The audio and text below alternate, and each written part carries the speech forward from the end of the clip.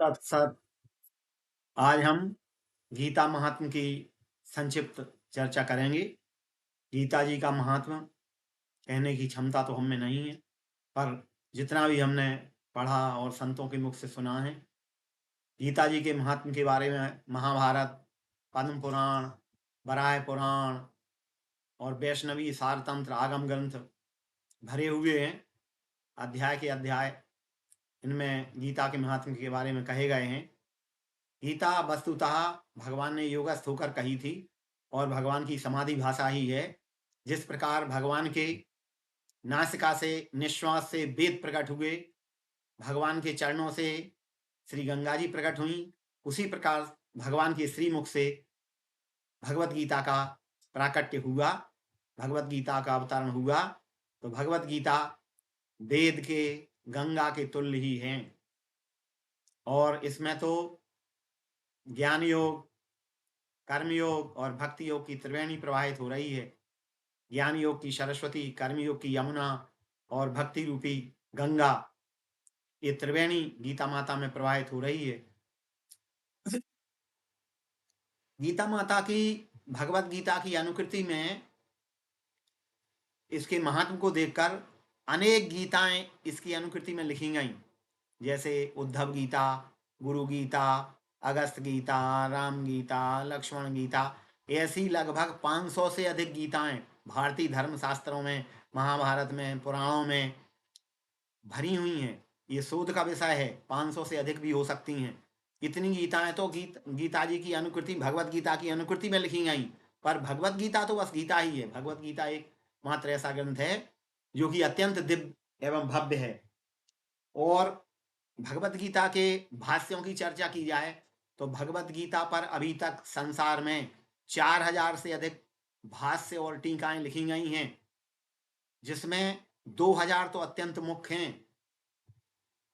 शंकराचार्य से पहले जब शंकर भाष्य उन्होंने लिखा 8वीं शताब्दी में, उससे पहले भी अनेक भाष्य लिखे गए थे। उन्होंने उल्लेख किया है कि विभिन्न मतभेद भी हैं उनमें, कोई कुछ कह रहा है, कोई कुछ अर्थ कर रहा है, कोई कुछ अपने हिसाब से उन्होंने सब अर्थ किए, अपनी जिसकी जो धारणा थी उन्होंने अर्थ किए। बट स्वामी राम सुखदास जी महाराज ने जो साधक संजीवनी टीका लिखी है, उस टीका की विशेषता है कि वो उन्होंने लिखा कि मैं ना किसी मत का खंडन करता हूँ, ना किसी का मंडन करता हूँ, मैं तो वो बात लिख रहा हूँ जो भगवान ने गीता में कही है, बस उसी की पुष्टि की है और उन्होंने अपने सिद्धांत को स्थापित किया है।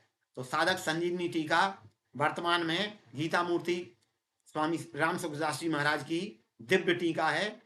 और आज उन्होंने तो गीता के अक्षर अक्षर को गिना था, एक एक अध्याय में कितने अक्षर हैं गिनना भी बहुत कठिन है। उन्होंने लिखा है कि इस अध्याय में इतने अक्षर हैं और प्रत्येक शब्द की व्याख्या की है। अनेक ग्रंथ लिखे उन्होंने गीता पर, गीता दर्पण आदि अनेक ग्रंथ लिखे हैं। तो तात्पर्य ये कि इस पर अनेक भाष्य हैं।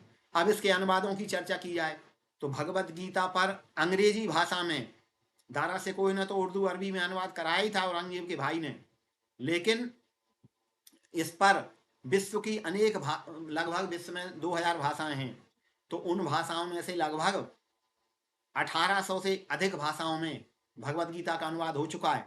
और अंग्रेजी में ही तो इसके 300 से अधिक ट्रांसलेशन उपलब्ध हैं। और 300 से अधिक ट्रांसलेशनों में एडवर्ड आर्नोल्ड जो जर्मनी के दार्शनिक थे, उनका इंग्लिश ट्रांसलेशन सबसे श्रेष्ठ माना जाता है। गीता प्रेस से भी 2-3 इंग्लिश ट्रांसलेशन प्रकाशित हुए हैं। तो इस अनेक भाषाओं में इसका अनुवाद हुआ है, भारत की सभी भाषाओं में तो इसका अनुवाद हुआ ही है। तो तात्पर्य ये कि इसकी महिमा अमित है और इसकी तुलना का कोई ग्रंथ है ही नहीं। इसमें गीता को सीधा दुग्ध कहा है, उपनिषदें गाय हैं, उपनिषदों के दूध को भगवान ने दोहा है। दुग्धं गीता मृतम महत, ये कहा गया गीता में दूध भरा हुआ है। तो दूध में तो दूध को कंप्लीट डाइट माना जाता है। आजकल वैज्ञानिकों ने, डॉक्टरों ने कहा है दूध को जिसने ले लिया वो पूर्ण आहार है, उसको फिर कोई और तत्व की लेने की जरूरत नहीं है। कई लोग साधु संत दूध पे ही अपना गोदुग्ध पे, गाय के दूध पे ही अपना जीवन निर्वाह करते हैं, क्योंकि दूध में प्रोटीन, वसा, कार्बोहाइड्रेट, खनिज लवण, विटामिन, जल, 6 तत्व हैं, 6 तत्व मौजूद हैं। और इसी प्रकार इस भगवत गीता रूपी दुग्ध में 6 दर्शन 6 दर्शन हैं, सांख्य, योग, न्याय, वैशेषिक, पूर्व मीमांसा, उत्तर मीमांसा यानी वेदांत। 6 दर्शनों के बीज भगवत गीता में मौजूद हैं। छहों दर्शन उसमें मौजूद हैं। तात्पर्य ये कि गीता रूपी दूध अत्यंत दिव्य और भावरोग से मुक्ति दिलाने वाला है। आध्यात्मिक विषाद, अवसाद, प्रमाद आदि को प्रसाद में बदल देने वाला, प्रसादस्तु प्रसन्नता, प्रसाद में बदल देने वाला गोदुग्ध है। और गीता के बारे में कहा गया है, गीता माता यत्रास्ति गीता पाठा प्रवर्तते सर्वाणि तीर्थानि तत्र प्रयागादीनि सन्ति वै। जिस घर में गीता माता विराजमान हैं और गीता का प्रतिदिन पाठ होता है, उस घर में प्रयागराज आदि समस्त तीर्थ सदैव विद्यमान रहते हैं। ये गीता जी की महात्म की बात है। तो तात्पर्य ये कि गीता जी का महात्म अत्यंत महान है और विराट रूप से, विस्तृत रूप से शास्त्रों में इसकी विवेचना की गई है। इसलिए व्यास जी ने संक्षिप्त में लिख दिया एक श्लोक, गीता सुगीता कर्तव्या किमन्यै शास्त्र संग्रह या स्वयं पद्मनाभस्य मुख पद्माध्वनिश्रुता। गीता को ही सुगीता यानी कंठस्थ करना, पाठ करना और आचरण में लाना चाहिए। अन्य शास्त्रों के विस्तार में जाने की क्या आवश्यकता है। वेदों में 1 लाख के करीब ऋचाएं हैं, महाभारत में भी 1 लाख श्लोक हैं, स्कंद पुराण में 81,000 श्लोक हैं, भागवत में 18,000 श्लोक हैं। तो अत्यंत विस्तार वाले हैं। भगवत गीता में केवल 700 श्लोक हैं। इसलिए उन्होंने लिखा कि सर्वशास्त्रमयी गीता, समस्त शास्त्रमयी है गीता और समस्त शास्त्रों का बीज रूप में ये समस्त शास्त्र इसी में विद्यमान है और सबकी ये जननी है। तो तात्पर्य ये कि गीता को हम माता का दर्जा देते हैं। वंदे गीता मातरम। गीता हमारी माता है और उपनिषदें हमारी नानी हैं। नानी इसलिए कि उपनिषदें माता की माता हैं, अर्थात नानी हैं। उपनिषदों से गीता निकली है, तो महाभारत और उपनिषदों का सर्वाधिक प्रभाव है। उपनिषदों के शब्द और श्लोक ज्यों के त्यों गीता में मिलते हैं। तो तात्पर्य ये कि गीता का अमित महात्म्य है। हमको अपने जीवन में पढ़ के, आचरण करके अपना जीवन संभालना चाहिए और हमारा जीवन प्रबंधन इस प्रकार का हो कि मरण प्रबंधन भी स्वतः हो जाए, इस बात का ध्यान रखना चाहिए।